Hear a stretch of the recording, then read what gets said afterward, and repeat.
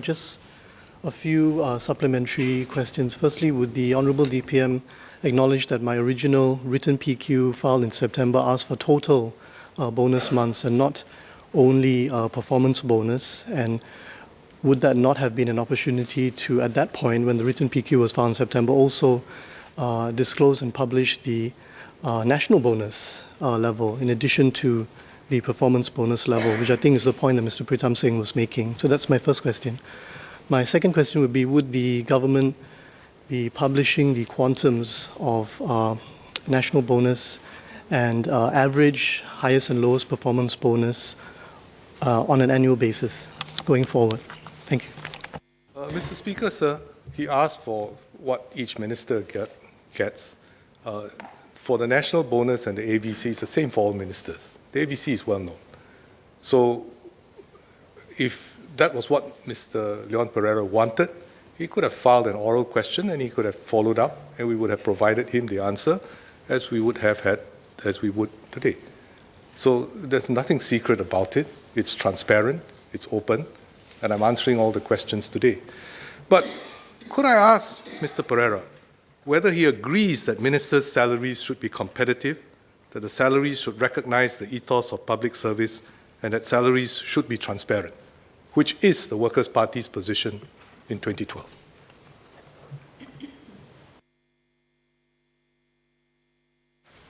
I thank the Honourable Deputy Prime Minister for his reply. My parliamentary question did not raise a suggestion with relation to the salary, the formula for calculating the total compensation or the salary, and I have no disagreement with those broad principles. In response to the DPM's question, I would also like to pose a question in relation to my original written question filed in September. It was in relation to total bonus months, and I would like to ask the Honourable DPM, is the figure, had the figure for the national bonus, which I acknowledge is the same for all ministers, had that figure been previously published prior to when that written question was filed in September?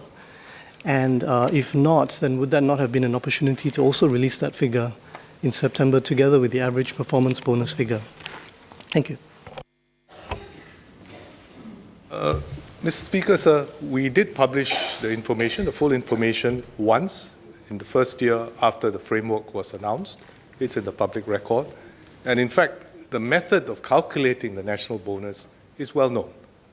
All the components are there, all the factors are there, and it can be calculated, and I think people have made an attempt to do so, not very far off from where it actually was. But I take it then that Mr. Perera does affirm that he agrees that ministers' salaries should be competitive, that the salaries should recognize the ethos of public service, and that salaries should be transparent.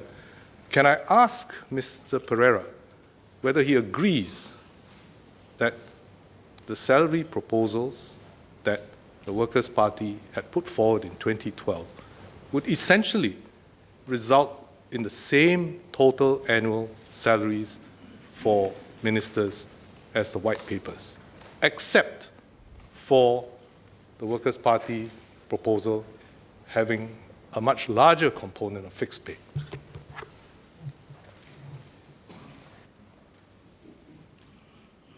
The DPM for his question. I was not present in the House and I did not participate in this debate, and in my parliamentary question I did not make a suggestion, that is a new suggestion, about how the total compensation or the monthly salary should be calculated. Mr. Perera should not evade the question. I provided him all the information there. It is there. Does he agree or not?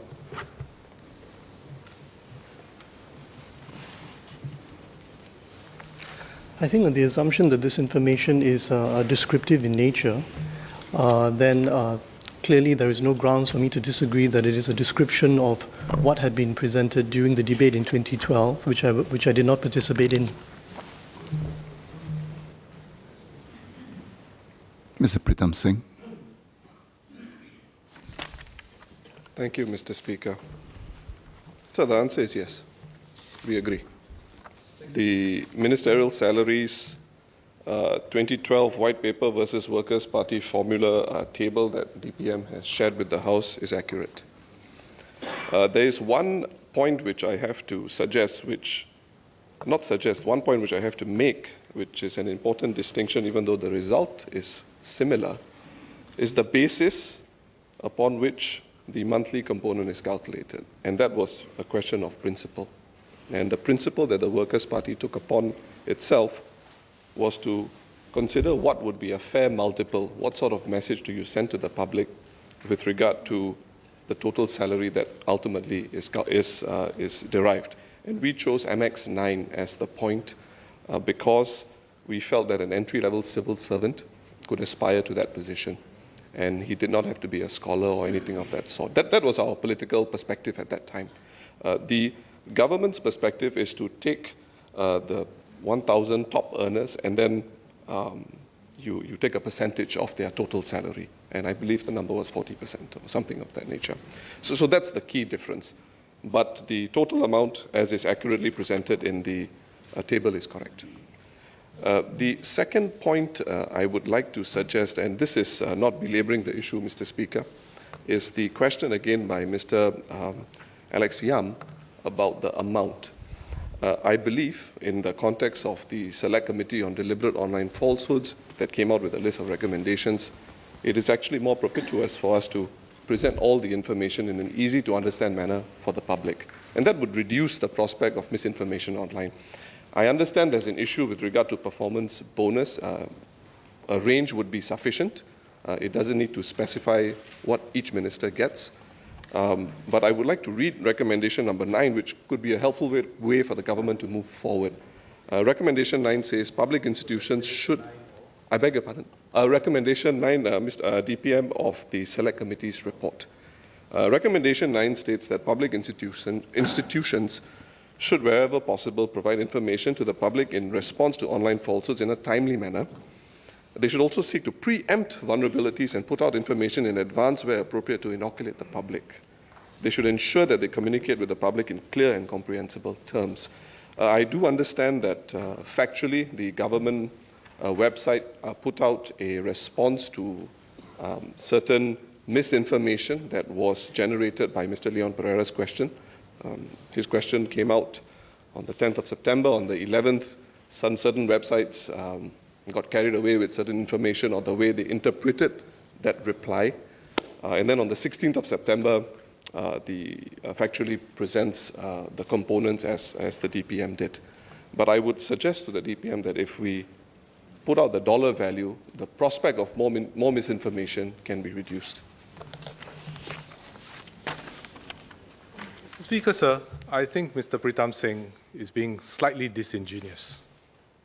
I mean, Mr. Perera asked for some data, and the next day that data was misinterpreted and became a widespread basis for false information. I am delighted that Mr. Pritam Singh and the Workers' Party are all for transparency and for debunking falsehoods. So perhaps, Mr. Speaker, sir, allow me to clarify the position, and I hope that the Workers' Party will help us to clarify that position by putting it on your website also, especially as Mr. Pritam Singh has agreed. So the key facts are this. First, all salary components, including the variable pay, are part of the salary structure, benchmarked in 2012 at $1.1 million for an entry-level minister at MR4. There are no components beyond that. Second, the salary structure and benchmark have not changed since 2012. I reported earlier to Parliament this year that the government had decided not to adjust salaries even though the MR4 benchmark had increased by 9%. Third, in 2012, there was remarkable convergence in this House on the matter of ministers' salaries.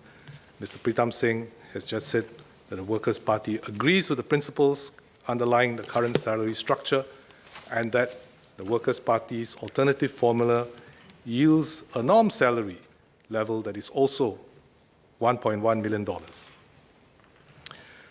The proposals, Mr. Speaker, sir, are really very close to each other in principle and in quantum. Indeed, Mr. Speaker, sir, if there were a Workers' Party government in power today, by their own formula, the Workers' Party minister would be paid essentially the same as what a minister today is paid. Mr. Pritam Singh would pay himself that same amount. The subject of ministers' salaries, Mr. Speaker, sir, is a difficult one to talk about. It is an emotional one. There are misconceptions, sometimes deliberately propagated. It is easily politicized. Even knowledgeable, well-meaning people who have a deep interest in politics can be susceptible to this. I read Mr. Ho Kwong Ping's extensive interview with CNA, which was published yesterday. Among other things, he suggested pegging ministerial salaries to the median salary of Singaporeans. He also suggested that we form an independent commission to decide the actual quantum. And Mr. Louis Ng, in an earlier similar interview, also suggested that there should be public consultations. So, from my reply today, members can see that there was an independent committee. Not one, but two. The independent committee did have extensive consultation in 2012, and a significant part of ministers' salaries are pegged not just to the growth of average salaries, but to the lowest 20th percentile of salaries and to unemployment rate, issues which are important to every Singaporean. But even Mr. Ho, who is well informed and has a deep interest in politics, has some serious misconceptions. He claimed, for example, that his salary is lower than the ministers. So, fortunately, the interviewer had checked, done her homework, and pointed out to Mr. Ho that his salary, including benefits and bonus, I won't mention the figure, but it's significantly higher than that of ministers, and certainly not lower than ministers' salaries. So otherwise, this misrepresentation could have been carried widely and spread more disinformation. Sir,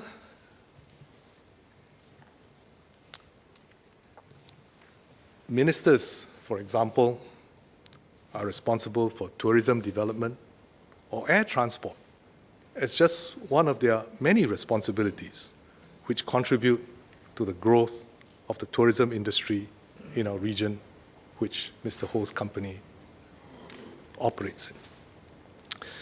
Mr. Speaker, sir, so if this is a difficult subject to talk about, why do we have to talk about this subject from time to time? Because, sir, we do need a fair, open, honest, transparent framework in place so that we can continue to have able, committed, and passionate people with integrity come to serve as our political leaders. So I'm 64 this year and have served more than 25 years in politics.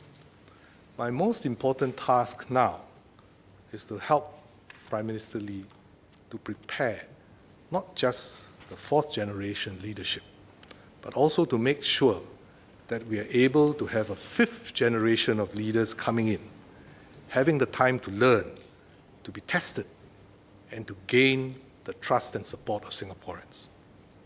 These are people in their late 30s and 40s. Many would be at a threshold where they have a good chance of reaching the peak in their chosen careers and professions. Sir, the virtues of passion to serve the people is shared by members from both sides of the House. The PAP looks for people with integrity, who are capable, committed, and caring, who are prepared to put others before themselves. All members of this House know that coming into politics entails many sacrifices in privacy, continuous exposure to the glare of the public eye, in their careers, in family time, not always being there to watch your kids grow. Sir, ministers' salaries have been studied and recommended by an independent committee. They are fair-minded people who have the interests of Singapore and Singaporeans at heart. They have recommended a framework and a quantum that reflects all these things that we talk about, sacrifice, commitment to service, working for the good of our fellow Singaporeans. All these factors are in there.